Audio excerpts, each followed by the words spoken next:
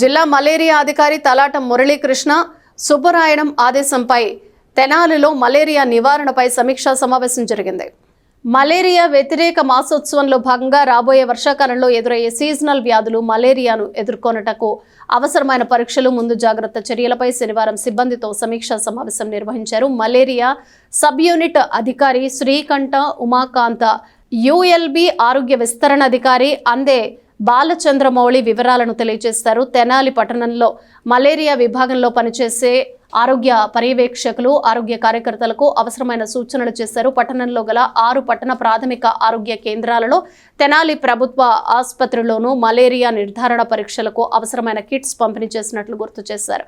ఎవరైనా జ్వర పీడితులు ఉన్నట్టయితే సమీప ప్రభుత్వ ఆసుపత్రిలో ఉచితంగా పరీక్షలు చేయించుకోవాలని ఉమాకాంత్ సూచించారు. ప్రజలు నీటి నిల్వ లేకుండా చూసుకోవాలని, దోమకాటుకు గురికాకుండా చూసుకోవాలని పలు సూచనలు చేశారు. సమావేశం అనంతరం యుఎల్బి ఆరోగ్య విస్తరణాధికారి అందే బాలచంద్రమౌళి మలేరియా మాసోత్సవ ప్రతిజ్ఞను సిబ్బంది చేయించారు. Filaria SHI G Ravikumar, JHI Tiruvedula Sivarama Prasad, malaria పర్యవేక్షకులు దీపాల శ్రీనివాసరావు, హెల్త్ అసిస్టెంట్లు పాల్గొన్నారు. తప్పనిసరిగా ఉపయోగిస్తాను. నా కుటుంబ సభ్యులకు మరియు పొరుగు వారికి మలేరియా నివారణ మార్గాలపై అవగాహన కల్పిస్తాను. మలేరియా నివారణ నా చేతుల్లోనే ఉందని నేను దృఢంగా నమ్ముతున్నాను.